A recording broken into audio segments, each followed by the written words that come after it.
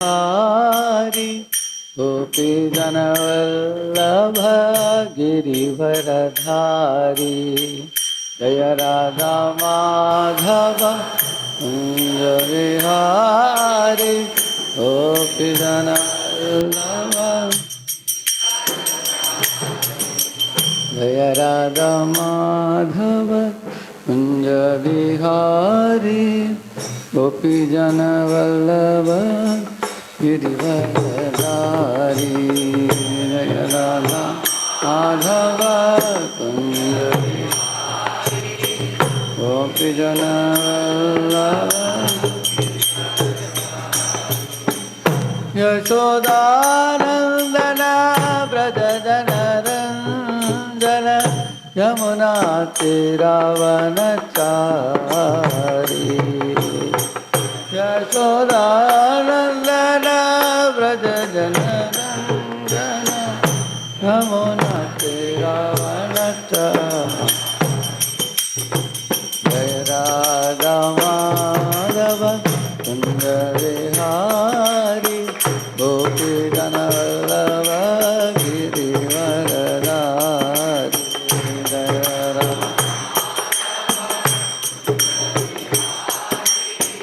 गोपी जनवल्लभ हरे कृष्ण कृष्ण कृष्ण हरे हरे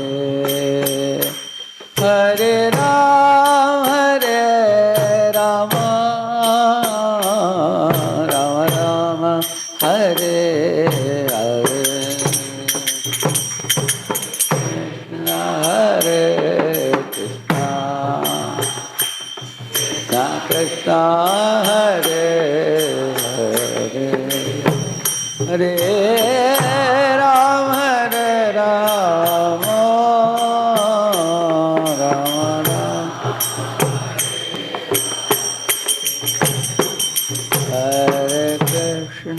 हरे कृष्ण कृष्ण कृष्ण हरे हरे हरे राम राम राम राम हरे हरे हरे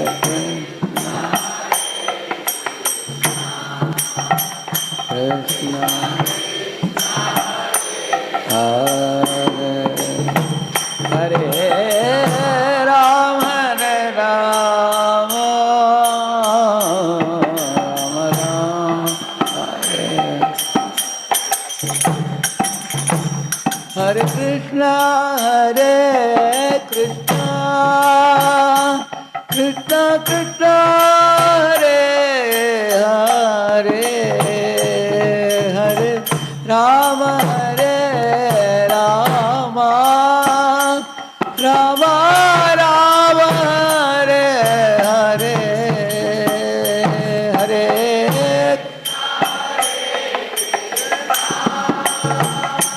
कृष्ण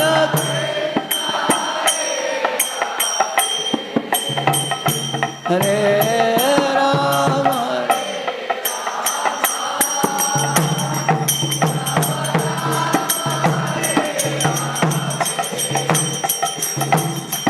हरे Krishna Krishna Krishna Hare Hare Hare Ram Ram Ram Hare Hare Hare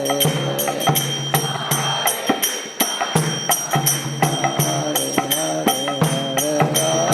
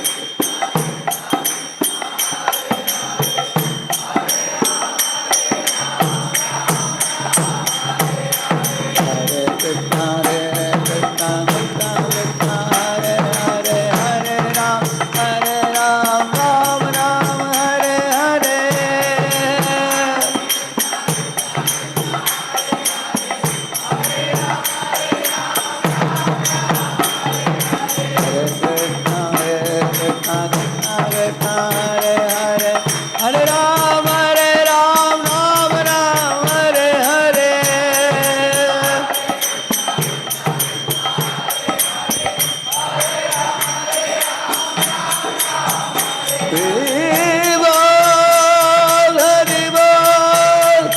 Hari Bol, Nitai Gaura, Hari Bol.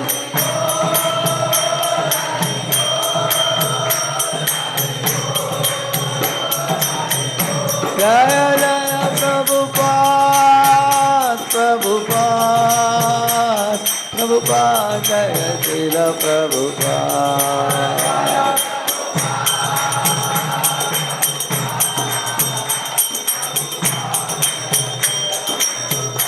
Jaya Jaya Gurudev, Gurudev, Gurudev, Jaya Srila Gurudev. Gurudev, Gurudev, Gurudev, Jaya Srila. Hari Yuga Pavana Harinam Sankirtan ki Ananta Koti Vaishnava Vrinda ki Shri Radha Shyam सुंदर की, श्री जगन्नाथ बलदेव सुभद्रा महारानी की, श्री गौर निताय की, श्री प्रभुपाद की, श्रीमद् भगवद गीता की। ओम अज्ञानतिमिरन्धस्य ज्ञानाञ्जनशलाकया चक्षुरुन्मीलितं येन तस्मै श्रीगुरवे नमः। श्रीचैतन्यमनोभीष्टं स्थापितं येन भूतले स्वयं रूपः कदा मह्यं ददाति स्वपदान्तिकं। वन्देऽहं श्रीगुरोः श्रीयुतापदकमलं श्रीगुरून् वैष्णवांश्च श्रीरूपं साग्रजातं सहगणरघुनाथान्वितं तं सजीवं साद्वैतं सावधूतं परिजनासहितं कृष्णचैतन्यदेवं श्रीराधा कृष्णपादान् सहगणललिता श्रीविशाखान्वितांश्च नमो विष्णुपादाय कृष्णप्रेष्ठाय भूतले श्रीमते भक्तिवेदान्त स्वामिन्निति नामिने। नमस्ते सारस्वते देवे गौरवाणी प्रचारिणे निर्विशेष शून्यवादी पाश्चात्यदेशतारिणे वाञ्छाकल्पतरुभ्यश्च कृपा सिन्धुभ्य एव च पतितानां पावनेभ्यो वैष्णवेभ्यो नमो नमः।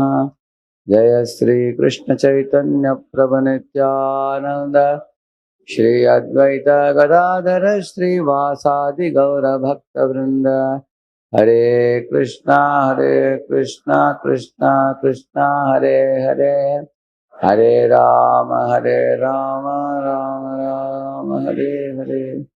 ओम नमो भगवते वासुदेवाय।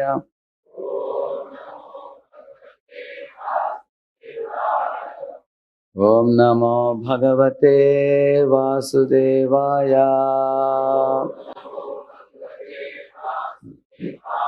ओम नमो भगवते वासुदेवाय।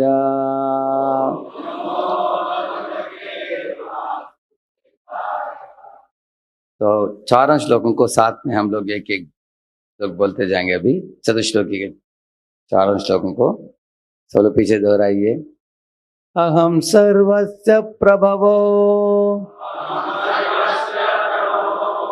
मत्तः सर्वं प्रवर्तते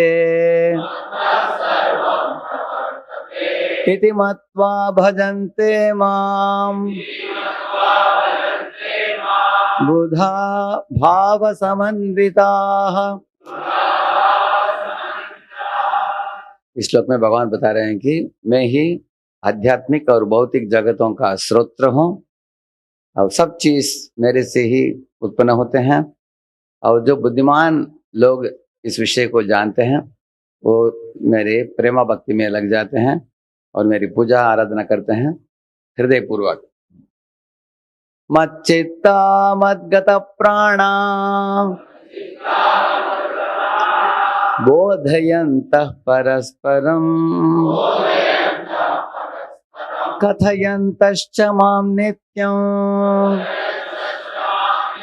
तुष्यन्ति च रमन्ति च। मेरे शुद्ध भक्तों की चेतना हमेशा मेरे स्मरण में डूबे रहता है और उनके जीवन पूरा मेरे भक्तिमय सेवा में जुड़ाया जाता है। और बताते हैं कि वो मेरे कथा लीला कथाओं को श्रवण करने में और दूसरों को बताने में परम आनंद का अनुभव करते हैं और संतुष्टि का अनुभव करते हैं। तेषां सततयुक्तानां भजतां प्रीतिपूर्वकं ददामि बुद्धियोगं तं येन मामुपयान्ति ते। इस तरह के जो भक्त मेरे प्रेमा भक्ति और सेवा में पूरे लगे हुए हैं उनको मैं ऐसे बुद्धि प्रदान करता हूं जिससे वो मेरे पास पहुंच सकते हैं। तेषामेवानुकंपार्थम् अहमज्ञानजं तमः नाशयाम्यात्मभावस्तो ज्ञानदीपेन भास्वता। उनको खास कृपा दिखाने के लिए उनके हृदय में मैं विराजमान होकर उनके हृदय के अंधकार रूपी अज्ञानता को मैं मिटा देता हूं और दिव्य ज्ञान को प्रदान करता हूं। इस तरह भगवान चारों श्लोकों में भगवान और उनके भक्तों के बीच में किस तरह का संबंध होता है उसके बारे में बताते हैं। देखिए, पहले चतुश्लोकी के 2 श्लोकों में भगवान ने बताया कि उनके भक्त लोग क्या करते हैं और आज के आगे के 2 श्लोक में भगवान बताएंगे वो भक्तों के लिए क्या करेंगे भगवान। First 2 shlokas talk about what devotees do to the Lord. Next 2 shlokas talk about what Lord is doing to devotees. बताएंगे।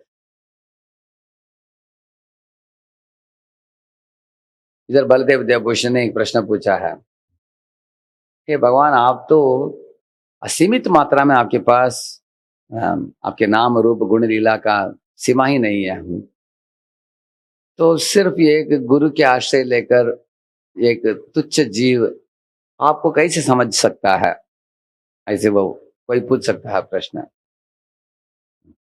नहीं तो विश्वनाथ चक्रवर्ती ठाकुर इधर एक प्रश्न पूछते हैं कि भक्त लोग अगर आपके साथ संपर्क करना चाहते हो तो उसके लिए मार्ग क्या है, कैसे उनको साक्षात्कार प्राप्त होता है आपके बारे में, इस तरह कोई पूछते हो तो उसका जवाब भगवान इधर देते हैं। सब लोग बोलिए, तेषां सततयुक्तानां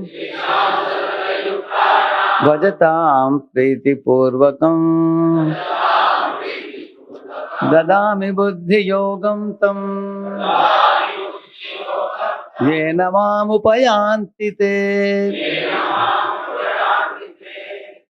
जरा पिक्चर में जो देख रहे हैं इनका नाम है जयानंद प्रभु। प्रभुपाद जी के बहुत अति प्रिय शिष्य थे। इनका शरीर का आकार बहुत बड़ा था, लंबे थे, चैतन्य महाप्रभु के समान करके प्रभुपाद ने एक बार बोला एक सत्र में, जयानंद प्रभु is looking like Chaitanya Mahaprabhu, ऐसे बोले क्लास में। सब लोग ताली बजाया। लेकिन जयानंद प्रभु एकदम सरल स्वभाव के भक्त थे, सब भक्त इनको प्रेम करते थे।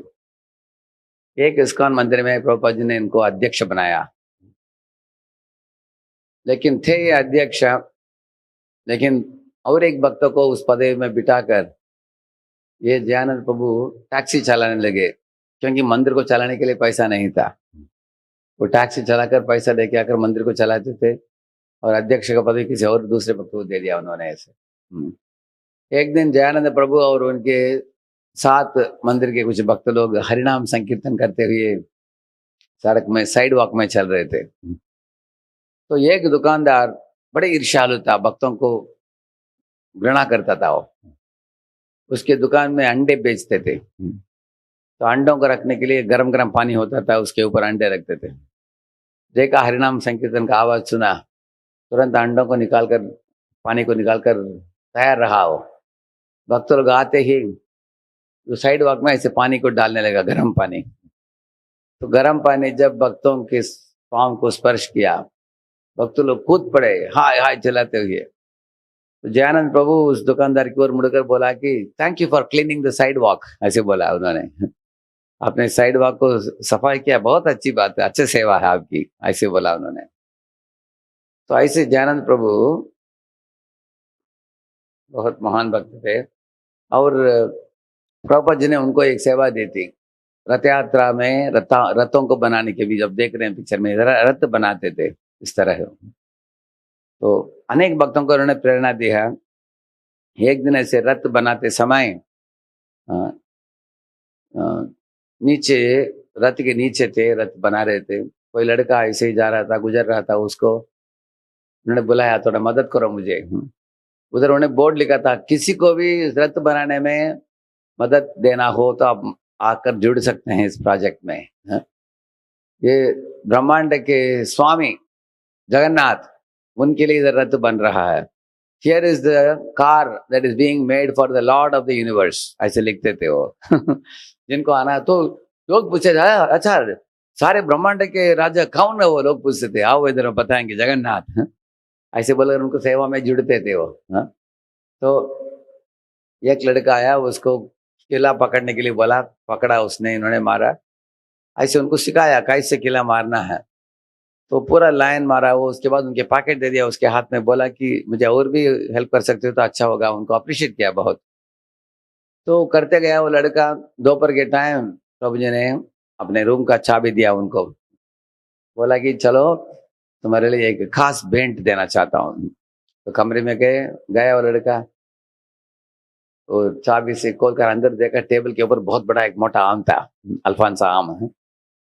प्रभु जी ने बोला था ये आम तुम्हारे लिए है, तो उधर ही बैठ कर खाओ। तो उनके कमरे में बैठकर पूरा खाया, वो लड़का बहुत अच्छा लगा उनको। उस दिन से उनको भक्ति में इतना प्रेरणा मिली, लड़का बाद में इस्कॉन में महान भक्त बना।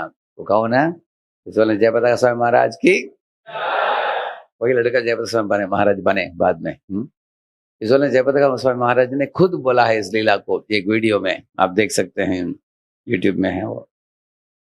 तो इस तरह जयानंद प्रभु जो थे, उनका जन्म हुआ था पाश्चात्य देश में, लेकिन प्रभुपाद जी के एक ऐसे अनुयायी बने अपने,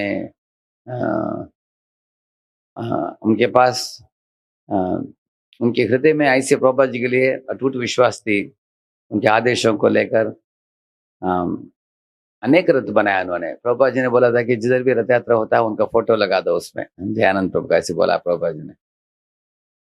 इस तरह नीचे पिक्चर में देख रहे हैं, तो पुलिस ऑफिसर लोग भी इनको बहुत प्रेम करते थे, क्योंकि सबको ऐसे अंजलि मुद्रा में हाथ जोड़कर सबको प्रणाम करते थे। अनेक लोग बोलते थे कि इस्कॉन संस्था एकदम बढ़िया संस्था होना चाहिए, क्यों? क्योंकि जयानंद प्रभु जैसे लोग हैं इस्कॉन में, ऐसे लोग बोलते थे। ऐसे इतना अच्छा नाम लाया उन्होंने इस्कॉन के लिए। तो इसलिए भगवान बताते हैं कि तेषाम सतत युक्ता नाम। दूसरे अध्याय में भगवान बुद्धि योग बोलते हैं। बुद्धि योग का मतलब क्या है? बुद्धि योग means intelligence and yoga means mistake activities और मिस्टिक एलिवेशन। इसका मतलब है, बुद्धि योग का मतलब है किस तरीके से हम भव बंधन से ऊपर उठ सकते हैं और भगवान के श्री चरणों को पा सकते हैं। इसके लिए खास बुद्धि देते हैं भगवान भक्तों को, ऐसे बताते हैं। क्योंकि अनेक मार्ग हैं, जैसे ज्ञान योग है, अष्टांग योग, कर्म योग है, ज्ञान योग है, अष्टांग योग है। लेकिन भक्ति योग में जो आता है, इधर बताया गया है लास्ट में, उनको ही भगवान कृष्ण खास एक मार्गदर्शन देते हैं। उसके बारे में आज हम सुनेंगे। उसके लिए योग्यता क्या है बताते हैं कि सिर्फ भक्तिमय सेवा में आपको प्रामाणिक रूप से शामिल होना चाहिए, बस। प्रभु जी बोलते हैं, one should perform some sort of work and that work should be performed with love. भगवान कृष्ण के लिए कुछ सेवा देना चाहिए सबको, और वो सेवा प्रेम के साथ जुड़कर वो सेवा देना चाहिए। जो इस तरह ये करता है उसके लिए भगवान मार्गदर्शन खुद ही देते हैं, ऐसे बताते हैं। देखिए कर्मयोगी जो है वो भी कृष्ण को प्राप्त करना चाहता है, लेकिन वो फलाकांक्षी है। हाँ, वो फल को त्याग नहीं पाता है, उसके लिए बहुत संघर्ष करता हो। ज्ञान योगी जो है वो भी कृष्ण को प्राप्त करना चाहता है, लेकिन उसको ज्यादा उपनिषद वेदांत इत्यादि को पढ़कर संस्कृत का संधि विच्छेद इत्यादि में डूब जाता है। इसलिए शंकराचार्य ने एक गीत गाया, भज गोविंदम भज गोविंदम गोविंदम भज मूढ़मते संप्राप्ते संनिहिते काले नहि नहि रक्षते सुकृंकरणे भज गोविंदम भज गोविंदम गोविंदम भज मूढ़मते गुरुचरणाम्बुज निर्भर भक्तः संसारादचिरात् भवमुक्तः सेन्द्रियमानसनियमादेवं सेन्द्रियमानसनियमादेवं रक्षसि निज हृदयस्थं देवं रक्षसि निज हृदयस्थं देवं भज गोविंदं भज गोविंदं गोविंदम भज मूढ़मते। मैं विवेक चूड़ामणि के पहला और लास्ट श्लोक बोला, अभी मैंने दो पैराग्राफ गाया। पहले श्लोक में क्या बताया है, शंकराचार्य ने एक बूढ़े व्यक्ति को देखा, उम्र शायद होगा उसका 80 वयस से ज्यादा। वो बैठकर पाणिनि का जो ग्रामर होता है वो पढ़ रहा था, वो व्याकरण, पाणिनि व्याकरण किताब लेकर संधि विच्छेद इत्यादि पढ़ रहा था। तब शंकराचार्य उनको बोला कि अरे मूर्ख, तुम्हारा वयस क्या हो गया, कभी भी तुम्हें मृत्यु प्राप्त हो सकता है। इस परिस्थिति में तुम व्याकरण पढ़ते पढ़ते तुम मरोगे तो अगले जन्म में और एक बार संस्कृत टीचर बनोगे आप, संस्कृत क्या बड़े पंडित बनोगे। लेकिन अगर तुमको भगवान की प्राप्ति करना हो, भज गोविंदम, ऐसे बोला उन्होंने। ये तुम्हारे पाणिनि व्याकरण काम में नहीं आने वाला है, इसलिए भगवान गोविंद की नाम भजो, ऐसे बोलते हैं। और लास्ट श्लोक जो बोला मैंने, उसमें बताया गया गुरु चरणाम्बुज निर्भर भक्त है। जो गुरु के शरण में जाकर अपने मन और इंद्रिय को संयमित करके भगवान हरि के भक्ति में जो लगाता हो, उसके हृदय में द्रक्ष्यसि निज हृदयस्थम देवम, वो भगवान हरि को जल्दी से जल्द देख पाएगा, ऐसे बताते हैं। अंग्रेजी में से कहावत है, you get what you are looking for. आप इस दुनिया में जिस चीज को आप ढूंढते हो वो ही चीज आपको प्राप्त होगा। एनर्जी फ्लोस वेयर इंटेंट गोस, ऐसे कहावत अंग्रेजी में। पहले हम लोग मन ही मन एक संकल्प बना लेते हैं कि ये मुझे चाहिए, और उस दिशा में हमारे सारे शक्तियों को हम लोग लगाते हैं। इसलिए अगर किसी को माया चाहिए तो माया प्राप्त होता है, अगर कृष्ण चाहिए तो कृष्ण प्राप्त होंगे। तो कृष्ण बताते हैं कि अगर कोई मुझे प्राप्त करने के लिए यत्न कर रहा हो कोई जीव, मैं उस जीव को मैं भी मदद करता हूँ मेरे पास आने के लिए। अगर वो जीव एक कदम बढ़ाता है आगे, मैं 10 का कदम बढ़ाता हूँ उस जीव की ओर, ऐसे भगवान बताते हैं, और उसको मार्गदर्शन भी देता हूँ। तो ये 2 श्लोकों का वही सार है। कर्मयोगी लोग इच्छा करते हैं भगवान को प्राप्त करने के लिए, लेकिन कर्मकांड करना, स्वर्गलोक की प्राप्ति, और अनेक बार फलाकांक्षी होते हैं। पहले तो फलाकांक्षी होते हैं, फल प्राप्त होने के बाद फल से गर्वित हो जाते हैं। और ज्ञानी योगी लोग इस तरह के पाणिनि ग्रामर, व्याकरण इत्यादि पढ़ने में डूब जाते हैं। और जो लोग अष्टांग योगी जो हैं, वो लोग सिद्धियों को प्राप्त करके वो सारे दुनिया में इधर उधर घूमना घामना और चमत्कारों को दिखाने में समय बिता देते हैं।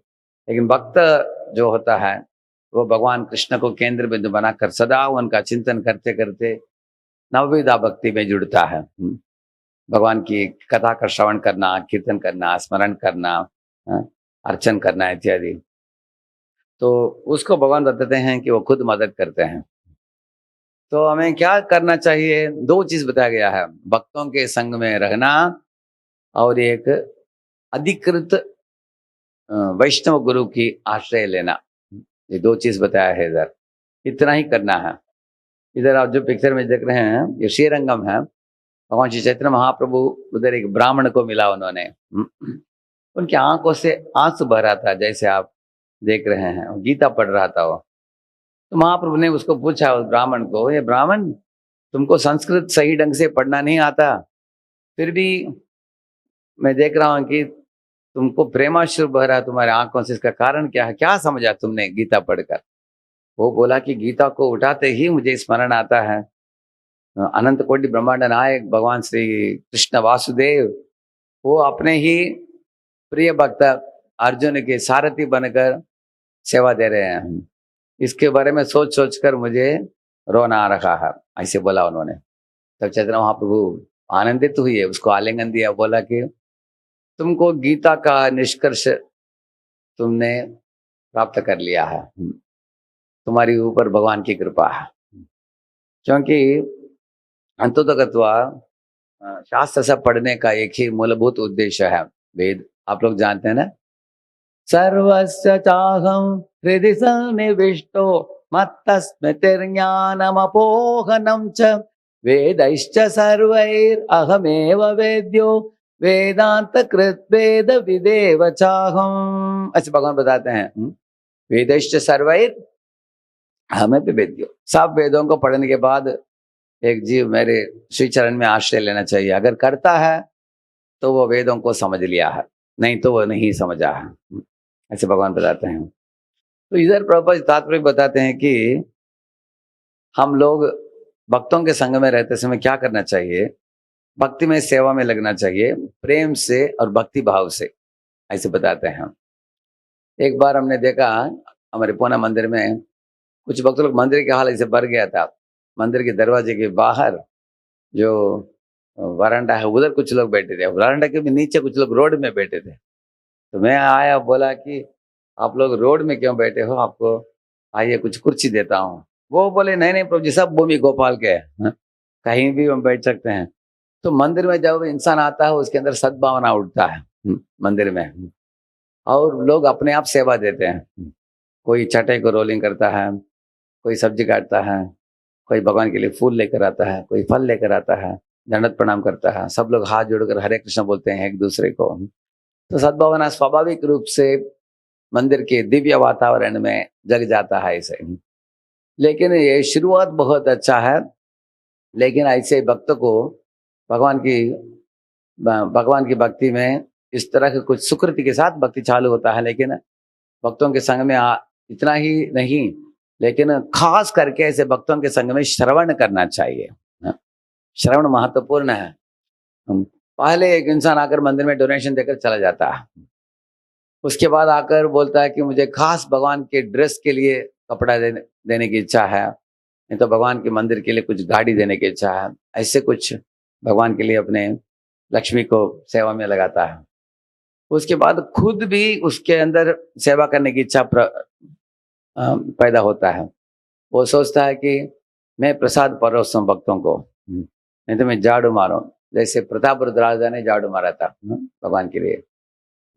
और उसके बाद उनके अंदर सुकृति बढ़कर रुचि होता है कि मैं भगवान के नामों का उच्चारण करूं। किसी भक्त से माला लेता है तो नाम जपना चालू होता है, और उसके बाद प्रवचन में बैठकर कथा की श्रवण करने की इच्छा होता है। एक आध बार जब मंदिर में लोग आते हैं, उनको मालूम है कि मंदिर में आकर तुरंत निकलना नहीं चाहिए, बैठना चाहिए, तो बैठकर श्रवण करता है।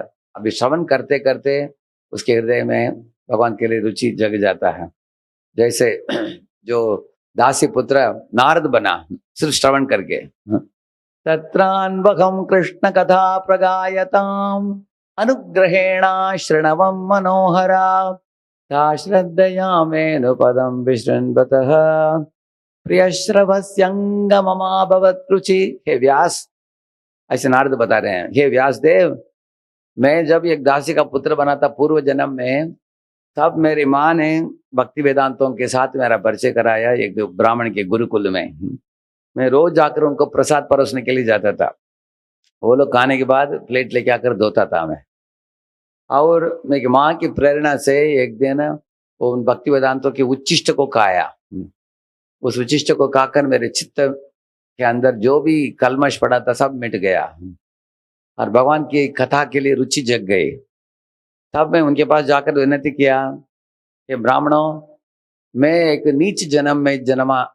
नीच कुल में जन्मा व्यक्ति हूँ। हमारे अंदर कुछ योग्यता नहीं है, स्कूल नहीं गया हूँ, कुछ पढ़ा लिखा नहीं हूँ। फिर भी आप लोगों की प्रसन्न बदन को देखकर इच्छा हो रहा है मेरे मन में, आपके साथ मैं भी बैठकर कुछ कथा का श्रवण करूं। अगर आप लोगों की अनुमति हो तो मैं भी कथा श्रवण कर सकता हूँ। तो वो लोगों ने बोला, अरे बच्चे, भगवान की कथा श्रवण करने के लिए श्रद्धा मात्र एक योग्यता है। श्रद्धा मूल्य शुद्ध नाम सेहाते ते बिकाय, ऐसे गीत में गाते हैं। जाति धन विद्या बल ना कोरे अपेक्षा, ऐसे नित्यानंद प्रभु के गीत में आता है ऐसे। तो जाति धन विद्या बल इसकी अपेक्षा नहीं है भक्ति में। ऊंची जाति में जन्म लेने की जरूरत नहीं। तुम्हारे अंदर रुचि है, तुम्हारे अंदर श्रद्धा है, आकर बैठो, हमारे साथ रोज कथा श्रवण करो। उसके बाद कथा का श्रवण किया उसने, जैसे गोवर्धन लीला, जैसे कालिया नर्तन लीला है, दावानल पान लीला, ऐसे कृष्ण के पुतना वध लीला, अगासुर वध लीला इत्यादि। तो ऐसे भगवान के बहुत मधुर लीलाओं को श्रवण करके इस बच्चे के हृदय में ऐसे भगवान के लिए गहरा प्रेम जग गया ऐसे श्रवण करके। तो धीरे धीरे वो लड़का बाद में भगवान विष्णु की दर्शन प्राप्त करके अगले जन्म में वो बना नारद। हाँ, इसलिए हम लोग भी श्रवण करना चाहिए, पहले संग में आना चाहिए, गुरु के आश्रय लेना चाहिए, सेवा में लगना चाहिए। और सेवा करते समय भक्ति भाव और प्रेम से सेवा करनी चाहिए। इसको लविंग डिवोशनल सर्विस बोलते हैं इसको। हम भगवान की सेवा को बोझ नहीं मानना चाहिए। जैसे घर में भी अगर आपका श्री विग्रह हो, उनको प्रेम से सेवा देना चाहिए। पापा जी बताते हैं कि उधर वृंदावन में एक बूढ़ी माँ थी। हाँ, पापा जब राधा दामोदर मंदिर में ठहरे थे, ये बूढ़ी नारी सुबह लगभग होगा उनका 80 से भी ज्यादा उम्र होगा, एकदम पतली, लेकिन उनका शरीर ऐसे गिड़गिड़ाता था। हाँ, तो ऐसे एक गड्ढे में पानी लेकर आती थी यमुना से, ऐसे बहुत बड़ा भारी था, फिर भी उठाकर लेके आती थी। उसको आकर पुजारी के जो भगवान का जो आल्टर है वो बंद रहता था, तो बाहर रखती थी उसको। वो पुजारी उसको देखता भी नहीं था, वो तो अंदर भगवान की सेवा में है वो रखती थी, चली जाती थी। लेकिन दोनों के बीच में अंडरस्टैंडिंग था, समझावट था कि रोज पानी यमुना से लेकर कर रखना और आधा घंटा के बाद पुजारी उसको ले लेगा अंदर, भगवान की सेवा के लिए ले लेगा वो ऐसे। तो ये तो सालों साल करती आई है ऐसे बूढ़ी नारी। तो प्रभुपाद जी देखा कि सुबह के प्रातः काल के जो ब्रह्म मुहूर्त समय में प्रभुपाद जी के कमरे से प्रभुपाद जी देखते थे इस बूढ़ी नारी आते हुए। तो बाद में प्रभुपाद जी ने लिखा कि ये जरूर भगवत धाम लौट जाने वाली है ये लेश मात्र भी शंका नहीं इसमें, क्योंकि उसकी सेवा को देखकर सवाश बोलने वाले कोई नहीं। फिर भी भगवान के ऊपर श्रद्धा है उसको, रोज मुझे सेवा देना है इसे। तो इस तरह से जो प्रेम से भक्ति भाव के साथ जो सेवा देते हैं भगवान को, भक्तों के संग में रहते हैं, गुरु का आश्रय लेते हैं, तो उन लोगों को प्रभु जी बता रहे हैं कि अगर आध्यात्मिक संस्था में जुड़ने के बाद भी आचार्यों की टीका इत्यादि पढ़कर समझ नहीं पाता है कोई व्यक्ति, लेकिन सेवा में प्रामाणिक है, कृष्ण के नाम लेना, कथा का श्रवण करना, बस इतना ही करता है, तो उसको भगवान बुद्धि देंगे, प्रदान करेंगे, ऐसे बताते हैं बाबा जी। तो एक बार एक बगीचे में एक भक्त माली था वो। तो प्रभुपाद जी ऐसे आए, प्रभुपाद जी ने उनको देखा, बोला कि अच्छा आप कृष्ण के लिए फूल बनाते हो इधर? हाँ बोला। प्रभुपाद जी बोला कि all your life you make flowers for Krishna and Krishna will take you back to Godhead, ऐसे बोले हैं। जीवन भर तुम भगवान के लिए फूल बनाते जाओ, फूल चढ़ाओ और भगवान तुमको अंतिम काल में भगवत धाम लेके जाएंगे। तो ये भक्त जो है, प्रभुपाद जी ने उनके साथ उनके जीवन में दीक्षा के बाद एक ही बार बात किया इस तरह का, एक लाइन बोला उनको, आज तक वो फूल बना रहा है बगीचे में। अभी एक बार उनको मिला मैंने मायापुर में, बोले कि प्रभु जी, प्रभुपाद जी ने बोल दिया मुझे अंतिम सांस तक मैं माली रहूंगा और फूल बनाते जाऊंगा, भगवान को भोग चढ़ाऊंगा, और मैं इस सेवा में स्थिर हो गया, मैं ऐसे ऐसे बोला हूँ। इस तरह हम लोग भी गुरु से जो स्वीकार करते हैं सेवा, उसको दृढ़ता के साथ छोड़े बिना करते जाना चाहिए। माला करना भी और सेवा करना भी ऐसे, और ऐसे करने वालों को भगवान अंदर से बुद्धि देते हैं। अभी अगले श्लोक में वो आएगा। हाँ, जैसे एक बार भक्तिसिद्धांत सरस्वती ठाकुर बगीचे में, उन्होंने एक माली को देखा, उन्होंने पूछा, माली को कुछ प्रश्न पूछा कृष्ण के बारे में, दादाजी के बारे में, वैकुंठ के बारे में, भौतिक दुनिया के बारे में इत्यादि, सब जवाब काट काट करके दे दिया वो पूरा। तो उन्होंने पूछा कि तुमको इतना कैसे मालूम तुमको? वो बोला, मुझे अक्षर भी लिखना नहीं आता, मैं अंगूठा चापू, लेकिन कैसे मैं समझा, आपकी कथा श्रवण करते करते करते दिव्य ज्ञान जग गया मेरे हृदय में, दिव्य ज्ञान हृदय प्रकाशित हो। ऐसे बोला वो। भक्तिसिद्धांत ठाकुर को बोला कि मैं आपका ही शिष्य हूँ। उनका ही शिष्य था वो। तो इस तरह ये जो ब्राह्मण आप देख रहे हैं, ये गुरु के आदेश को पालन कर रहा है, इसलिए उनके हृदय में भगवान के लिए प्रेम जग गया। इसलिए इधर बताते हैं, ऐसे कैसे भगवान, हे भगवान, आपको लोग पकड़ पाते हैं, आपके नाम रूप गुण लीला इत्यादि को समझना तो बहुत मुश्किल है, लोग पूछते हैं। लेकिन भगवान बोलते हैं कि क्योंकि मेरे भक्त प्रीति के साथ मुझे सेवा देते हैं, सतत मेरे सेवा में लगे हैं, इसलिए मैं उनके प्रीति से संतुष्ट होकर मैं उनको बुद्धि प्रदान करता हूँ। ऐसे भगवान बताते हैं, जिसके द्वारा मेरे असीमित मात्रा में मेरे दिव्य गुणादिशयों को समझने के लिए मैं बुद्धि उनको देता हूँ। ऐसे भगवान देते हैं। ऐसे बुद्धि देने वाले वही हैं। इधर एक उदाहरण देखिए, मृगारी, वो अनेक जानवरों को, पंछियों को मारता था, लेकिन नारद मुनि के आश्रय लेकर उनके आदेश को पालन किया। नारद मुनि ने बोला कि तुम, सर्वप्रथम उन्होंने बोला कि तुम्हारे धनुष को तोड़ दो। तब मृगारी ने बोला कि धनुष ही मेरा बिजनेस है, धंधा है, अगर धनुष को तोड़ दिया तो हम जानवरों को, पंछियों को मारेंगे नहीं, खाने के लिए क्या रहेगा हमारे पास? नारद मुनि, तुम्हारे खाने का चीज मैं भेजूंगा तुमको, उसको तोड़ दो बोला। तो नारद मुनि के ऊपर भरोसा रख कर ये मृगारी ने तोड़ दिया अपने धनुष। तो प्रभुपाद जी बोलते हैं, हमारे जीवन में भी हमको भी एक धनुष तोड़ना है। क्या है? पाप कृतियों का धनुष। प्रभुपाद जी बोलते हैं, हम अवैध संग, मांस, नशा, जुआ, ये चार चीज हमारे धनुष है, उसको भी तोड़ना चाहिए हमको। तो तोड़ने के बाद पाप कृतियां रुक जाता है। तो उसके बाद नारद मुनि ने बोला कि तुम नाम जपो नियमित रूप से रोज, हरे कृष्ण कृष्ण कृष्ण हरे हरे, हरे राम राम राम हरे हरे। तो तुम करोगे तो सब कुछ मिल जाएगा तुमको। तो वो और उनकी पत्नी, दोनों पति पत्नी नाम जपने लगे एक झोपड़ी में बैठकर। तो गांव वालों ने देखा कि मृगारी बदल गया, उसका हृदय में इतना बड़ा परिवर्तन आ गया। सब आकर इतना ग्रोसरी, तेल और शक्कर सब देने लगे उसको। इतना लाया, जब आंख खोलकर देखा, वो सोचा कि अभी सालों साल के लिए लोगों ने इतना दे दिया, इतना हम इस्तेमाल कर भी नहीं पाएंगे। उन्होंने लोगों को बोला, इतना मत दो, वापस लौटा कर लेके जाओ। अब इधर आ रहे हैं कौन? नारद मुनि और पर्वत मुनि दोनों आए हैं। तब पर्वत मुनि ने देखा, ये मृगारी चींटियों को देखकर अपने अंग वस्त्र से चींटियों को ऐसे बाजू में करके उसके बाद दंडवत प्रणाम किया नारद जी को। तब पर्वत मुनि नारद मुनि को प्रशंसा की, आप चिंतामणि हो, किस तरह आपके शिष्य बहुत बड़ा खूनी था पहले, उसको इतने अहिंसक एक शुद्ध वैष्णव बना दिया आपने उसको। प्रभुपाद जी के भी एक शिष्य था, एक वो पहले वो कसाई था, वो पहले सालों साल। प्रभुपाद जी को मिलने के बाद कसाई का दुकान छोड़ दिया उसने। तो जब प्रभुपाद जी के पास माला लेने के लिए हाथ ऐसे फेरा उसने, प्रभुपाद जी ने बोला कि किल नो मोर, है, अभी आगे जाकर किसी भी जानवर को, प्राणी को मारो मत, अभी नाम जपो, पवित्र हो जाओ, भगवत धाम लौटो। ऐसे बोलकर प्रभुपाद ने उनको माला दिया।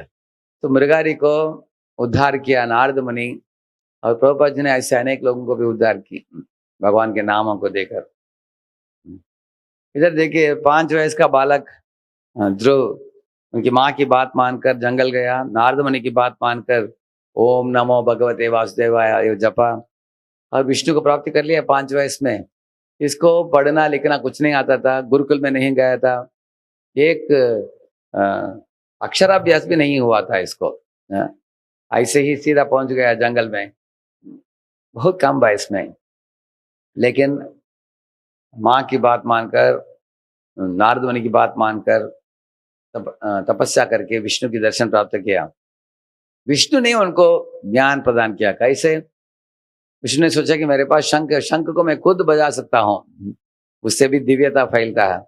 लेकिन उस शंख को अगर मैं ध्रुव के सर के ऊपर रखूंगा तो ध्रुव सुंदर सुंदर प्रार्थना बोल सकता है। इस तरह सोचकर भगवान ने उसके उसके सर को स्पर्श किया। तुरंत ध्रुव की आंखों से प्रेमाश्रु बहने लगे। तत्क्षण उसके कलमश सब मिट गए, दिव्य ज्ञान जग गया। जैसे हम बोलते हैं ना, प्रेम भक्ति आहा होते अविद्या विनाश हो जाते। तब अनेक श्लोक बोला, उसमें से मैं 2 श्लोक बताऊंगा आपको। योऽन्तः प्रविश्य मम वाचमिमां प्रसुप्तां संजीवयत्यखिल शक्तिधरस्वधाम्ना अन्यास्तहस्तचरणश्रवणत्वगादीन् प्राणान् नमो भगवते पुरुषाय तुभ्यं भक्तिं मुहुः प्रवहतां त्वयि मे प्रसंगो भूयादनन्तमहताम् अमलाशयाणां येनाञ्जसोल्बणमुरुव्यसनं भवाब्धिं नेक्ष्ये भवद्गुणकथामृतपानमत्तः। इन 2 श्लोकों में ध्रुव बता रहा है कि आपके शंख की स्पर्श मात्र से मेरे हाथ पैर शरीर चेहरा खास करके मेरे जिह्वा दीदीप्यमान हो गए हैं, दिव्य बन गए हैं। जैसे एक लोहे को आग में डालने से तप जाता है वो, इस तरह शुद्ध हो गए हैं। और आपकी शक्तिपात से मैं श्लोक बोल पा रहा हूँ, ऐसे बताते हैं ध्रुव। और आगे के श्लोक में बोलते हैं कि हे विष्णु, आपकी सुंदर दर्शन पाया, लेकिन अभी आप तो वैकुंठ वापस लौट जाओगे आप। उसके बाद आपकी स्मरण कैसे होगा? स्मरण मुझे हो सकता है भक्तों के संग में, इसलिए मुझे आप भक्तों का संग प्रदान कीजिए, ऐसे प्रार्थना करते हैं। तो इस तरह प्रहलाद महाराज 5 वयस का भी बच्चा नहीं था, वो माँ के गर्भ में था। वो माँ के गर्भ में रहते समय नारद मुनि ने देवताओं को रोका कि अब कयादु को मत लेके जाओ। देवताओं ने पहले सोचा था कि असुर का पुत्र असुर होना चाहिए, इसलिए वो लोगों ने कयादु को पकड़कर इंद्र और बाकी देवता स्वर्गलोक में लेके जाने वाले थे।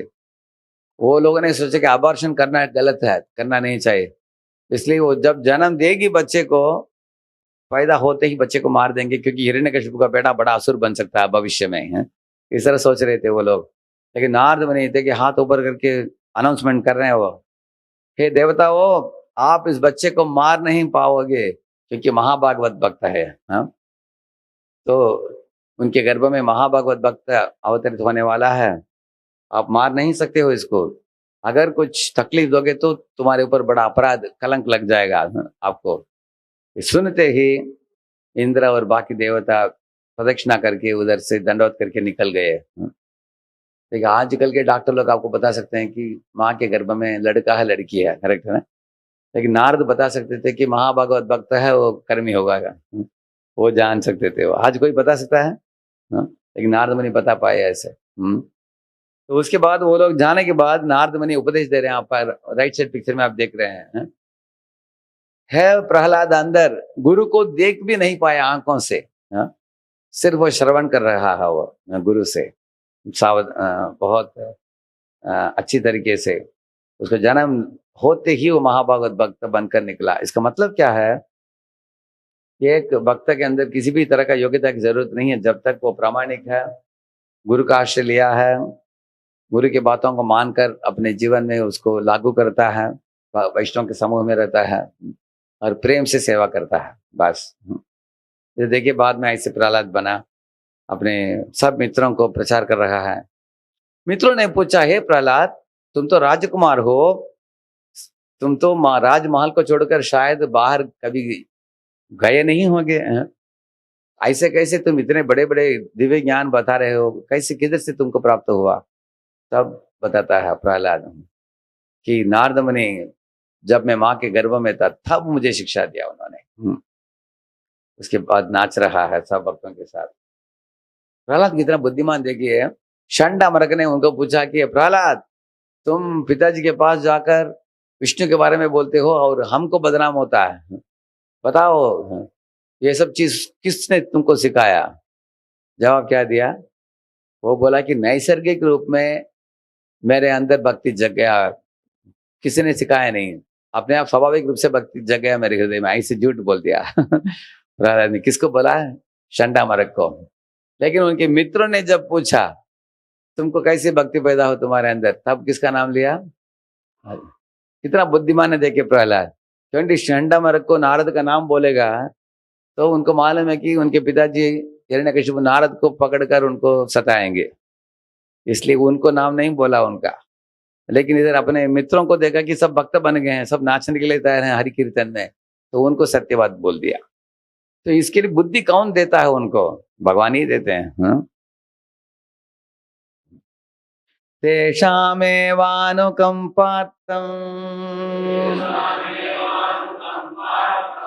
अहमज्ञानजं तमः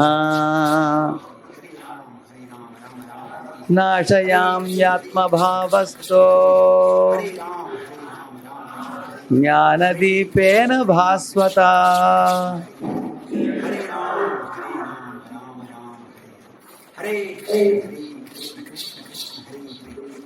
आपने देखा क्या हुआ?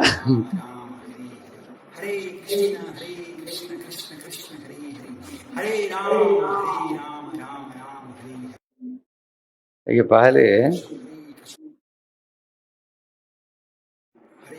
पहले ऐसा था, अंदर कोई असुर, जैसे आसुरी प्रवृत्तियां, काम क्रोध लोग सता रहे हैं।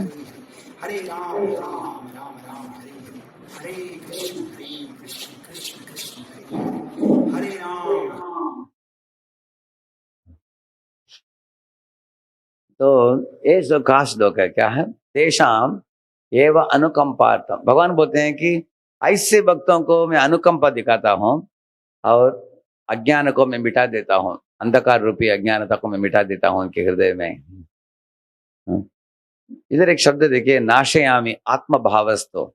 ये भाव का मतलब है भक्त के हृदय में कोमल भावना है कृष्ण के लिए, उस भाव के साथ वो उनको सेवा देना चाहता है। उस भाव रूपी मन पुष्प जो है, मन पुष्प में की सुगंध जो है वो भाव है।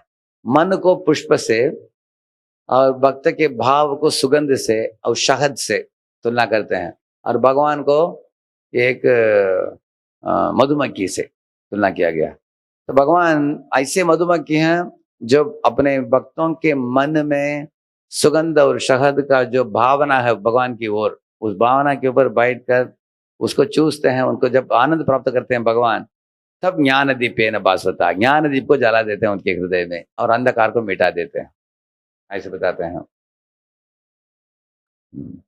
एक इधर बताया गया इधर, हम अपने हृदय में जो अंधकार गंदगी को हम मिटा सकते हैं जब हमारी चेतना को कृष्ण की ओर हम मोड़ते हैं, और कृष्ण के बारे में स्मरण करना और हमारे कृष्ण चेतना को वर्धन करना, ये करेंगे तो कृष्ण के आशीर्वाद से ही हम अंधकार को मिटा सकते हैं, ऐसे बताया है। तो कभी कभी मायावादी लोग जैसे प्रकाशानंद सरस्वती ने चैतन्य महाप्रभु को निंदा की थी, इधर आएगा, अभी आगे आएगा वो बात। तो उन्होंने बोला था कि ये सन्यासी चैतन्य महाप्रभु क्यों हरिनाम गा रहा है, जनता के साथ नाच रहा है सड़क में, उसको तो बैठकर वेदांत पढ़ना चाहिए, वो बड़े सन्यासी है, ऐसे बोला उन्होंने। लेकिन बाद में चैतन्य महाप्रभु उनकी सभा में जाकर प्रकाशानंद सरस्वती और सब सारे शिष्यों को वैष्णव बना दिया उन्होंने, उनके वेदांत की परिभाषा देकर, आप देखेंगे। तो प्रभुपाद यही बताते हैं इधर, अगर कोई भक्त हो, वेदांत उपनिषद पुराण इत्यादि पढ़ने के लिए उसके अंदर क्षमता नहीं हो, भगवान बोलते हैं कि उसको चिंता नहीं, क्योंकि मैं उसको सब ज्ञान अंदर से देता हूँ, हृदय से, ऐसे बताते हैं। देखिए इधर एक श्लोक है, इधर बीच में वो येलो बॉक्स में देखिए, भगवान बताते हैं, यदि वातादि दोषेण मद्भक्तो माम न च स्मरेत् अहम स्मरामि मद्भक्तः नयामि परमाम गतिम। इसको तीसरा चरम श्लोक बोलते हैं। पहला चरम श्लोक आता है भगवत गीता में, आप लोग जानते हो, सर्वधर्मान, वो पहला श्लोक है। दूसरा चरम श्लोक आता है रामायण में, क्या है वो? सकृदपि प्रपन्नोय तवास्मि यदि याचते अभयम सर्वदा तस्मै ददामि एतत् प्रथम मम। भीष्म की शरणागति में आता है ये श्लोक। प्रभु रामचंद्र ने बोला कि भीष्म मेरे शरण में आया है, मैं उसको नकारूंगा नहीं, उसको स्वीकारूंगा। वो दूसरा चरम श्लोक है। ये तीसरा चरम श्लोक इधर दिया गया है, सब लोग पीछे बोलिए। यदि वातादि दोषेण मद्भक्तो माम न च स्मरेत् अहम स्मरामि मद्भक्तः नयामि परमाम गतिम। भगवान बताते हैं, वराह देव बताते हैं, इधर वराह पुराण में बताया गया है। भगवान बताते हैं कि अगर मेरे भक्त जब शरीर तंदुरुस्त होता है, अट्टा कट्टा होता है, तंदुरुस्त है, उस समय मेरी पूजा आराधना करना, शिव ग्रह की आराधना करना, नाम जपना, गीता भागवत पढ़ना, भक्तों के संग में रहना, ये सब अगर करता हो कोई भक्त, पूरा जीवन ऐसे करते आया हो, अगर बूढ़े अवस्था में बिस्तर में लेटकर मल मूत्र का विसर्जन कर रहा है, ऐसे काष्ठ जैसे लेट गया है, उठ नहीं पाता है, कुछ कैंसर हो गया, कुछ व्याधि हो गया, और उसके कभी कभी कोमा में भी चले जाते हैं कुछ लोग, हैं? ऐसे अगर कोई चला गया, ऐसे व्यक्ति मेरा स्मरण भी नहीं कर पा रहा, जैसे पिक्चर में आप देख रहे हैं ऐसे, लेकिन ऐसे भक्त को मैं क्या करता हूँ, अहम स्मरामि मद्भक्त है, मेरे भक्त को मेरा स्मरण करने की जरूरत नहीं, मैं मेरे भक्त का स्मरण करता हूँ और नयामि परमाम गतिम, मेरे धाम में उसको लेके जाता हूँ, ऐसे भगवान बताते हैं। ये तीसरा चरम श्लोक है। यदि वात आदि दोष है, मतलब वात दोष के कारण एक व्यक्ति को व्याधि बढ़ जाता है, मद्भक्तो माम न च स्मरेत्, मेरा स्मरण नहीं कर पाता है भक्त, उसका स्मरण मैं करके उसको मेरे धाम में लेके जाता हूँ, ऐसे बताते हैं। इसलिए हम लोग जब तक शरीर में ताकत है उस समय तक हम लोग भक्ति में सेवा में जुड़ जाना चाहिए, और आलस्य पर नहीं करना चाहिए, और पोस्टपोन नहीं करना चाहिए। हिंदी में क्या बोलते हैं? पोस्टपोन, हाँ, टालना नहीं चाहिए। एक आपने सुना है, आज कल करे तो आज करे तो आप, सुना है ना आप लोगों ने? इस तरह हमें देरी नहीं करना चाहिए। कुछ भरोसा नहीं इस दुनिया में कितना समय ये शरीर टिकेगा, तो लग जाना चाहिए भक्ति में, क्योंकि अगर हमारे अकाउंट में भक्ति से भर देते हैं हमारे अकाउंट को, तो भगवान बोल रहे कि मैं खुद आपको लेके जाऊंगा, कुछ चिंता नहीं तुमको। तो कोई सोचता है कि अगर बुढ़े अवस्था में भगवान का स्मरण नहीं होता तो क्या होगा, भगवान बोलते हैं चिंता मत करो, मैं तुमको लेके जाऊंगा, ऐसे बताते हैं। तो जीव के हृदय में ये भौतिकता की धूली है करोड़ों जन्म से, ऐसे बताते हैं, लेकिन नाम जब से वो धूल मिटा देते हैं। जैसे आप लोगों ने जो देखा होगा विक्स एडवर्टाइजमेंट में किच किच किच ऐसे कुछ करता है, देखा आपने? इधर वो आकर ऐसे काशी होता है, लेकिन वो विक्स लगाते हैं रात को और अगले दिन सुबह उठता है किच किच चला गया, देखा आपने? इट्स गॉन बोलते हैं ना। इसी तरह हमारे हृदय में भी अनेक काम क्रोध लोग सब जीवों को सता रहे हैं, तो सब जीव इसमें पीड़ित हैं अभी इस व्याधिग्रस्त अवस्था में, इस दुनिया में। अभी व्याधिग्रस्त अवस्था में भी इंसान इस दुनिया में एक्टिव होता है। जैसे अगर एक व्यक्ति को बुखार हो, उसकी जिह्वा में कड़वापन है, शरीर में गर्मी है, तो उसको बैठेगा तो उठने की मन करता है, उठेगा तो बैठने की मन करता है, खा नहीं पाता है, सूप पीता है, ऐसा है। उसको भी दुख है, दूसरों को भी दुख लगता है उसको देखकर। लेकिन मुक्त अवस्था में जब एक जीव व्याधिग्रस्त अवस्था से ऊपर उठ जाता है, ज्ञानी लोग जो है वो लोग मोक्ष की अवस्था को प्राप्त करते हैं। वो कैसा है? 3 दिन को वायरल फीवर चला गया, वायरल फीवर होने के बाद चौथा दिन आपका व्याधि तो चला गया, लेकिन शरीर एकदम कमजोर होता है, जैसे बलून के अंदर अगर हवा नहीं हो तो कैसे होता है बलून, ऐसे लोग लेटे रहते हैं, करेक्ट है ना? वो ज्ञानी की अवस्था ऐसा है। ज्ञानी मुक्त हो गया है इस दुनिया से, लेकिन वो ऐसे ही ब्रह्म ज्योति में लटका है वो। लेकिन जो भक्त भगवान के कृष्ण के भक्त होते हैं, वो ऐसे लोग हैं जो तंदुरुस्त व्यक्ति जैसे, वो तो बड़े प्लेट में सब कुछ खा सकता है, सब पदार्थ खा सकता है, दौड़ेगा, भागेगा, खेलेगा, कूदेगा, ऐसे है। तो इस तरह हमें व्याधिग्रस्त अवस्था से व्याधि मुक्त अवस्था और तंदुरुस्त अवस्था में लाने के लिए क्या है करना चाहिए हमको? हरिनाम का जप है। हरिनाम जो है इसको सर्व रोग निवारणी ऐसे कहा गया है। एक श्लोक कुलशेखर बताते हैं, शत्रुच्छेदैक मंत्रम सकलम उपनिषद वाक्य संपूज्य मंत्रम संसारोच्छेद मंत्रम समुचित तमस संग निर्याण मंत्रम सर्वैश्वर्यैक मंत्रम व्यसन भुजग संदष्ट संत्राण मंत्रम जिह्वे श्री कृष्ण मंत्रम जप जप सततम जन्म साफल्य मंत्रम।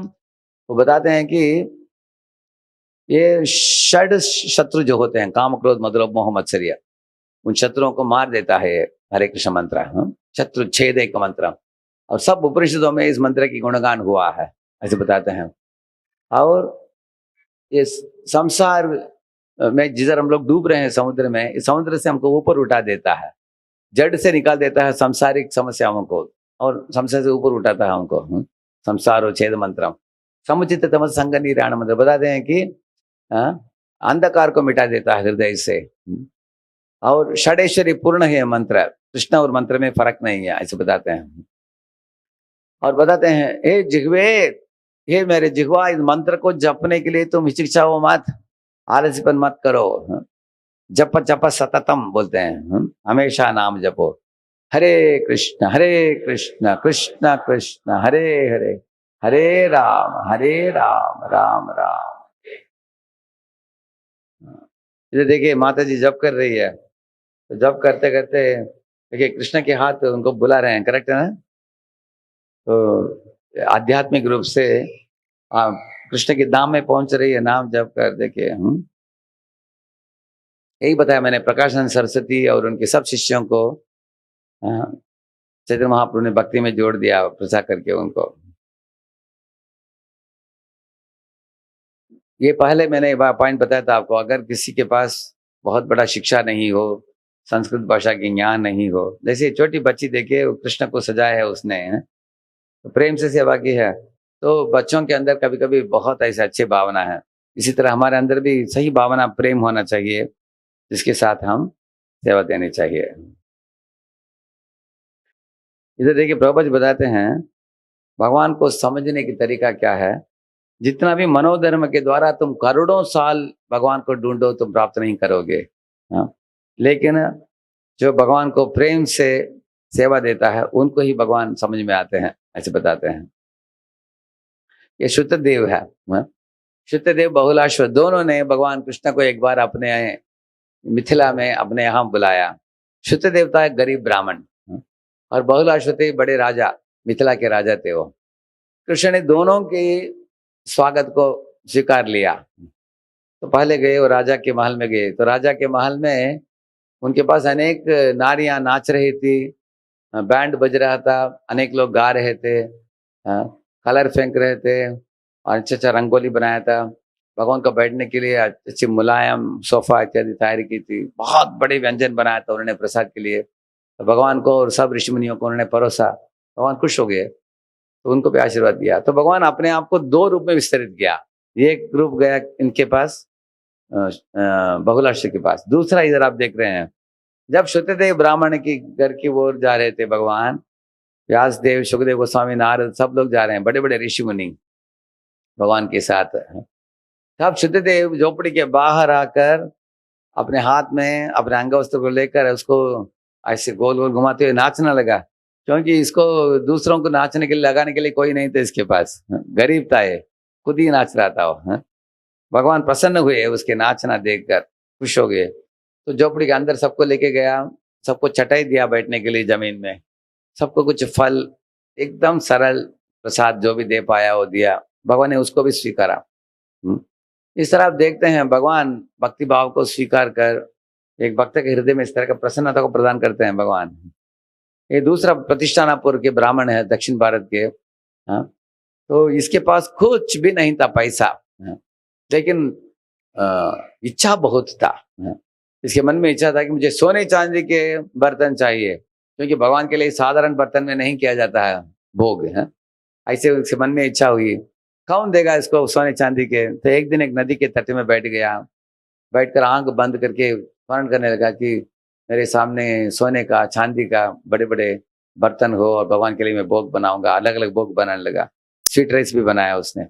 अभी स्वीट राइस को देखने के लिए कितना गर्म है देखने के लिए उंगली डाला, उंगली जल गया है, देखिए लाल लाल हो गया वो है। तो इसको देखकर भगवान विष्णु हंस पड़े। उधर वैकुंठ में लक्ष्मी ने पूछा कि स्वामी आप खुद ही हंस रहे हो, मुझे भी बताइए है क्या मर्म है आपके हंस के पीछे, हंसने के पीछे। तो तब उन्होंने बताया इस ब्राह्मण के बारे में। तो माँ लक्ष्मी तो परम दयालु है, उन्होंने नारायण को बोला तुरंत उसको लाइए वैकुंठ में। तो भगवान नारायण ने वैकुंठ से एक विमान भेज दिया इस ब्राह्मण को वापस लौटाने के लिए। भक्ति इतना सरल है।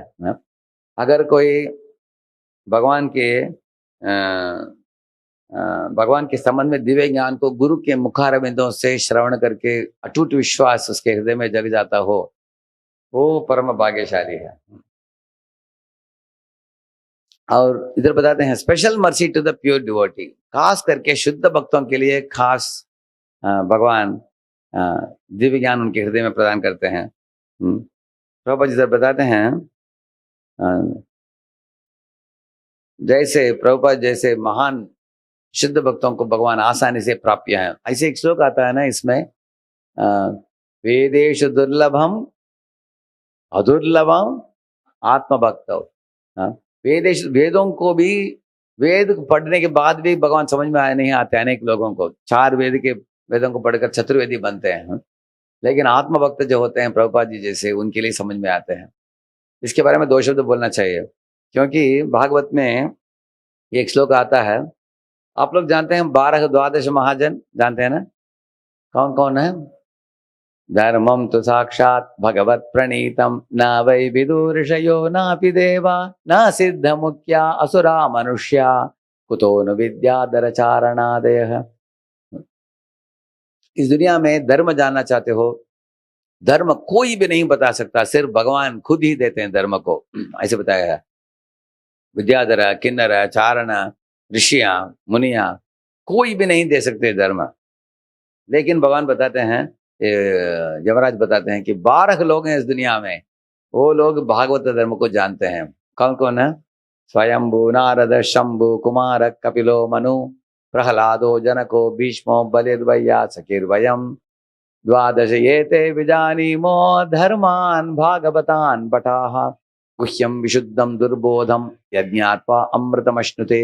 बताते हैं कि ये भागवत ज्ञान का मतलब है भगवान, भक्त और के बीच में प्रेम, इसके बारे में है भागवत धर्म। इसको जानने वाले 12 लोग हैं, जैसे प्रहलाद। और एक एक भक्त के बारे में एक एक कथा आप सुने होंगे आप हैं। और ये लोगों का भक्ति भाव इतना तीव्र था, प्रहलाद ने देखा कि उनके पिताजी को उठाकर भगवान गोद में रखकर फाड़ रहे हैं उनके वक्षस्थल को, लेकिन प्रहलाद ने हाथ में हार लेकर उनको पहनाया। कोई है इस दुनिया में आपके पिताजी को गोद में लेकर कोई फाड़ रहा है, उसको आप हार पहनाएंगे। लेकिन प्रहलाद ने सोचा ये जो है भगवान मेरे पिताजी को ट्रांसजेंडर सर्जरी कर रहे हैं, ऐसे सर्जरी करके इनके अंदर जो दूषित भावनाएं हैं उसको मिटाकर इनको मोक्ष प्रदान कर रहे हैं, इसलिए उन्होंने हार पहना है उनको। इसी तरह अगर आपको पता चल गया कि कोई आकर आपकी सारी संपत्ति को हड़पने वाला है, क्या उसको आप मानेंगे, उसको देंगे आप। बरी महाराज को पता था कि ये साक्षात भगवान आए हैं मेरे प्रॉपर्टी को लेने के लिए, अर्घ्य दे दिया, बोला कि भगवान मेरे प्रॉपर्टी की बात छोड़िए, मैं खुद भी आपका हो चुका हूँ, इस तरह बोलकर आत्मनिवेदन किया उन्होंने। भगवान बिक गए बलि के लिए। बलि को बोला भगवान ने, बलि मैं तो अपराजित, लोग मुझे बोलते हैं, मुझे पराजित कोई नहीं कर सकता, लेकिन अजितम पराजितम ऐसे बताया गया। मैं अजित हूं लेकिन तुम्हारी भक्ति से मैं पराजित हो गया हूं, ऐसे बताते हैं। इसलिए मैं तुम्हारे महल के बाहर एक द्वारपाल बनूंगा, ऐसे बने। तो मैं 2 लोगों के बारे में बोला आपको, प्रहलाद और बलि। ऐसे हर एक के बारे में देखिए, स्वयंभू, नारद, शंभु, कुमारक, कपिलो, मनु, प्रहलाद, भीष्म। अभी भीष्म के बारे में देखिए, भगवान ने पांडवों को इस दुनिया में भेजते में बोला कि पांडवों आप इस पक्ष में रहो, कौरव इस पक्ष में रहेंगे, आप दोनों लड़ाई करेंगे, मैं धर्म युद्ध कराऊंगा आपके द्वारा। हे भीष्म, तुम भी आओ और तुमको इधर जाना है। तो भीष्म ने पूछा होगा जरूर, मैं तो आपके भक्त हूँ, मुझे भी पांडवों के साथ जोड़ दीजिए, इधर क्यों रखते हैं आप मुझे? भगवान बोलते हैं नहीं भीष्म, तुम इस पक्ष में रहोगे, मैं पांडवों के साथ रहूंगा, हम वीर्य रस का अनुभव करेंगे। हाँ, तो इसलिए भगवान ने बोला आप कौरव के पक्ष में रहो आप। हाँ? तो भीष्म को आप देखेंगे, अनेक लोग सोचते हैं भीष्म के बारे में, अनेक लोग गलत चीजें सोचते हैं, उनको मालूम नहीं। हाँ, रणभूमि में जब लेटे थे, जब युधिष्ठिर महाराज आए थे उनके पास, भीष्म के पास, धर्म के बारे में पूछताछ करने के लिए, तब द्रौपदी हंस पड़ी, किट ऐसे हंस पड़ी वो। तब भीष्म ने पूछा, द्रौपदी मुझे मालूम है कि तुम क्यों हंस रही हो, मैं तो अधर्म के पक्ष में इतने सालों साल पूरा जीवन बिता चुका हूँ, और दुर्योधन के नमक खाया हूँ। ऐसे अधार्मिक व्यक्ति धर्म के बारे में क्या बोल सकता है, ऐसे तुमको लग रहा है कि नहीं? द्रौपदी ने कुछ नहीं बोला। तब बोले भीष्म, लेकिन तुम चिंता मत करो, अर्जुन के बाण मेरे सब खून को निकाल दिया, इसलिए जो भी नमक आया उससे प्राप्त किया हुआ खून सब निकल गया, इसलिए मैं शुद्ध हो गया, अभी मैं धर्म के बारे में बोल पा रहा हूँ, ऐसे बोला उन्होंने। कुछ लोग इस बात को पकड़कर बोलते हैं हाँ हाँ सही है, सही बोला उन्होंने, देखिए वो नम्र भक्त होने के कारण ऐसे बोला उन्होंने, ऐसा नहीं कि वो पापी है, पापी नहीं है वो, भगवान की शुद्ध भक्त है वो। हाँ, इस तरह है। तो एक ही कारण है भीष्म क्यों उस पक्ष में रहे, क्योंकि भगवान कृष्ण की इच्छा थी आप रहो उस पक्ष में। देखिए कोई भी व्यक्ति इस दुनिया में विलन नहीं बनना चाहता, करेक्ट है ना? हम लोग उस बहुत सालों के पहले पुणे में एक रामायण किया, ड्रामा किया हमने, उसमें एक रावण के लिए कैरेक्टर चाहिए था। हमारे भक्त लोग तो सब पतले होते हैं, रावण के लिए कोई मिला नहीं, तो ये एक नया नया भक्त आता था मंदिर में, एक दो माला करता था वो, उसको हमने पकड़ा, बोला कि अरे तुम मोटे भी हो, उसका बड़ा ये भी था, मूंछ था ऐसे, ऐसे बड़ा मूंछ, इधर दो बाल इधर है ऐसे, तो बोला कि तुम्हारा अच्छा फिट होता है रावण का, तुम अट्टे कट्टे हो। उसको हमने बुलाया ड्रामा के, आकर देखा उसने ड्रामा को, बोला नहीं नहीं मैं रावण नहीं बनूंगा प्रभु जी, बाद में सब लोग रावण रावण बोलेंगे, ऐसे बोल दिया वो। बाद में हमने छोड़ दिया उसको, क्या किया जाए। लेकिन अगले दिन आकर पूछ रहा है, प्रभु जी मैं राम बन सकता हूँ? भक्तों ने बोला राम के लिए तुम्हारा रूप मैच नहीं होता है, इतने मोटे हो ऐसे हो। तो लेकिन भीष्म ने मना नहीं की, भीष्म ने बोला नो प्रॉब्लम, आप जो बोलेंगे मैं करूंगा। तो आप देखेंगे 12 महाजन जो है ना, एक एक महाजन आप देखेंगे भगवान की इच्छा के, भगवान के सुर के साथ सुर मिलाया उन्होंने, और बदनाम भी क्यों ना हो परवाह नहीं किया उन्होंने। ऐसे है, ऐसे महाजनों को ही भगवान प्राप्त है, इसलिए गुह्यम विशुद्धम दुर्बोधम ऐसे बताया गया है। श्रीधर स्वामी पाद वो भक्ति का एक परिभाषा देते हैं, इति रहस्यत्वात्, इति रहस्यत्वात् स्वमुखेनैव भगवता अंजसा आत्मलब्धये अभिदुषाम अभिपुंसाम, बताते हैं कि भक्ति का परिभाषा देते हैं, इधर देखिए, इति रहस्यत्वात्, भक्ति का नाम है रहस्य। भगवान बताते हैं ना रहस्यम करके, किधर बोलते हैं, किस श्लोक में बोलते हैं रहस्यम, रहस्यम ह्येतदुत्तमम्, इदम तो ते गुह्यतमं प्रवक्ष्यामि अनसूयवे, उसमें नहीं है। हाँ हाँ, रहस्यम ह्येतदुत्तमम् भक्तोऽसि में सखा चेति रहस्यम, इसलिए बताते हैं इति रहस्यत्वात्, भक्ति का मतलब रहस्य है। क्या रहस्य इसमें? भगवान के मुखारविंदों से ही भगवान ने सिखाया भक्ति। हाँ, इतना ही नहीं है, अविदुष लोग भी समझ सकते हैं भक्ति को, और पंडित लोग भी समझ नहीं पाएंगे इस तरह है। लेकिन भक्ति मार्ग अंजसा बहुत सरल मार्ग है, इस तरह बताते हैं। इसलिए भक्ति को जैसे प्रभुपाद जी ने इसलिए सारी दुनिया को सिखा दिया उन्होंने। तो भगवान बताते हैं कि मेरे भक्त मेरे कृपा के लिए याचना भी नहीं करना पड़ता, मैं मेरे भक्त के पीछे पड़ता हूँ, ऐसे भगवान बताते हैं। हाँ, इधर देखिए, इधर बिल्लो मंगल ठाकुर कीर्तन कर रहे हैं, कृष्ण प्रेम से जाकर बैठकर सुन रहे हैं।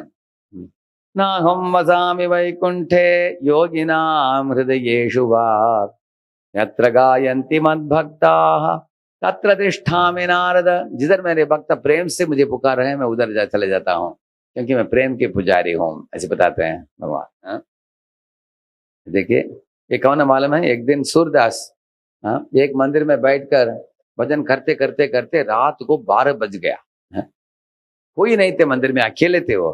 तब मंदिर से बाहर निकले अपने लाठी लेकर, तो रातों रात कैसे घर जाना मालूम नहीं, उनका अंधे थे, कैसे जा जाकर एक कुएं में गिरने वाले थे वो।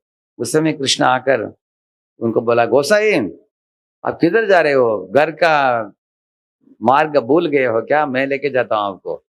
तो उन्होंने लाठी पकड़कर ऐसे लेके गया उनको। तो सूरदास ने पूछा कि ये आवाज तो बहुत मीठे आवाज है आपका, आपका नाम कौन है, आपकी माता कौन है, आपके पिता कौन है, आप किधर वसन करते हो, ऐसे पूछते गए। तो कृष्ण ने बोला कि मैं सब जवाब देते जाऊंगा तो सब रहस्य का पर्दाफाश हो जाएगा, मैं पूरा बोल नहीं पाऊंगा, आप चुपचाप आप रहो, आपको लेके जाता हूँ, ऐसे बोला उन्होंने। तो उस समय सूरदास ने बोला, कान्हा ऐसा मत सोचो कि मैं पहचाना नहीं है, अभी आपको छोड़ने वाला नहीं हूँ, ऐसे पकड़ने के लिए हाथ ऐसे सामने लेके गए ऐसे। उस समय कृष्ण अप्रकट हो गए, क्योंकि सूरदास का घर आ चुका था उस समय। तब सूरदास ने एक गीत लिखा, उन्होंने बोला कि हे कृष्ण, मेरे हाथ से आप बचकर भाग गए, लेकिन अगर आपके पास क्षमता हो तो मेरे हृदय से आप बचने के लिए प्रयत्न करो, देखा जाएगा। ऐसे लिखा उन्होंने। ऐसे लिखा उन्होंने। ऐसे ही माधवेंद्रपुरी। तो माधवेंद्रपुरी बैठकर जप कर रहे हैं, भगवान का नाम ले रहे हैं, लेकिन खाया पिया नहीं कुछ भी। भगवान बोल रहे हैं दिन भर आप नाम ले रहे हैं, ब्रज रोटी भी मांगा नहीं किसी से आपने, ब्रज में आने वाले कोई भूखा नहीं जा रहता वृंदावन में, ऐसे बोलते हैं, लेकिन कोई भीख भी नहीं मांगता, तो उनको देखने के लिए मैं खुद आता हूँ। इस तरह कृष्ण आकर उनको दूध देते हैं ऐसे। तो इस तरह है। लास्ट स्लाइड है ये। देखिए आप लोग जानते हो कि ये जो भरत महाराज थोड़ा असावधानी के कारण अगले जन्म में वो हिरण बने। फिर भी गीता में भगवान बताते हैं, हे अर्जुन, अगर मेरे प्रिय भक्त कुछ कारणवश माया में भी पड़ जाते हो, फिर भी मैं उनको भूलता नहीं, उनको मैं याद दिलाता हूं उनको। सब लोग पीछे बोलिए, तत्र तम बुद्धि संयोगम लभते पौर्वदेहिकम यत ते च ततो भूयः संसिद्धौ कुरु नंदन पौर्व्याभ्यासेन तेनैव क्रियते ह्यवशोऽपि सः जिज्ञासुरपि योगस्य शब्द ब्रह्माति वर्तते। भगवान बताते हैं कि पूर्व देह से उनको स्मरण आ जाता है, अगले जन्म में वो भक्ति को जारी रखते हैं और भगवान को प्राप्त कर लेते हैं आसानी से। ये हिरण बना था, लेकिन हिरण को याद था। ये 5 मिनट्स गेटिंग लेट है। एक छोटा एक वीडियो आपको दिखाता हूँ, ये अभी सत्य कहानी, अभी भी घटना घटी है कुछ ही समय में।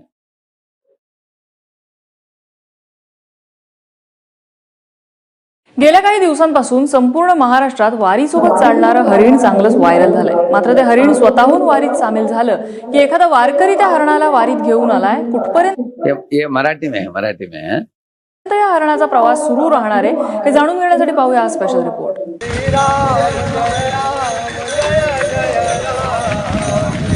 ये क्या बता रही है, ये हिरण जो है ये लोग पालकी लेकर जाते हैं, मालूम है ना आपको, पंढरपुर तक।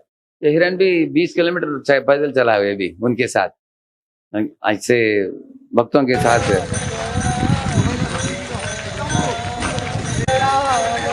पण हे चालतंय तरी कसं?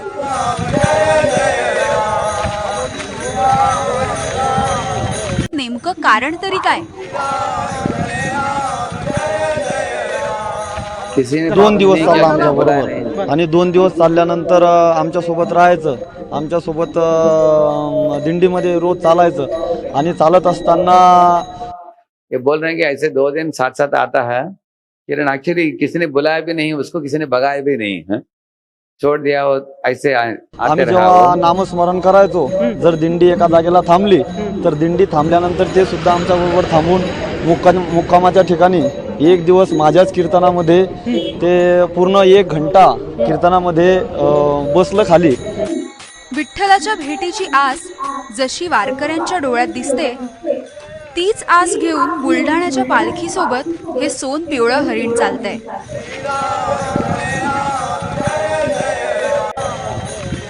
यशस्वीनं प्रिया मी जर सर्वांच्याच हृदयात आहे म्हणून आनंद होता तो आत्मिक आहे ना. मुक्कामाच्या ठिकाणी हरिणानेही विसावा घेतला. कीर्तनाच्या तालात ते सुद्धा तल्लीन झालं.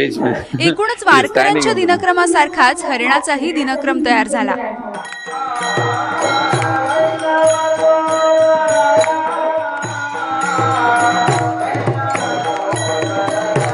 तर तसं संतांचं वचन आहेत, संत सांगतात प्रत्येक प्राण्यामध्ये प्रत्येक जीवामध्ये भगवंताचा. तो इस तरह जैसे आपने हिरण को देखा, ऐसे ही भरत महाराज भी ऐसे ही हिरण बने.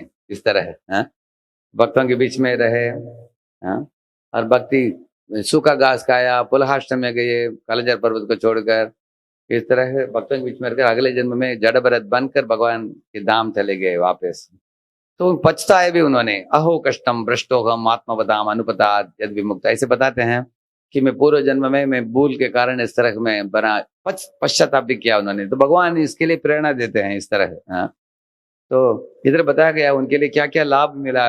हिरण को पूर्व जन्म की याद रहा, पश्चाताप प्राप्त हुआ, अनासक्ति प्राप्त हुआ, अभक्तों की संग से दूर रहे, वो सूखा घास खा करता है, तपस्या की, भक्तों की संग किया पुलहाश्रम में, और दिव्य भावना जग उठा उनके हृदय में. अगले जन्म में उनको ब्राह्मण के परिवार में जड़भरत बनने की मौका मिली, और वो भी शुद्ध भक्त का शरीर था, हाँ? और इस तरह से भक्ति करके भगवत धाम लौटे. ये सब लाभ प्राप्त हुआ क्योंकि भगवान की भक्ति पहले पूर्व जन्म में की चुकी थी. इस तरह है. शिल प्रभुपाद की हरे कृष्णा.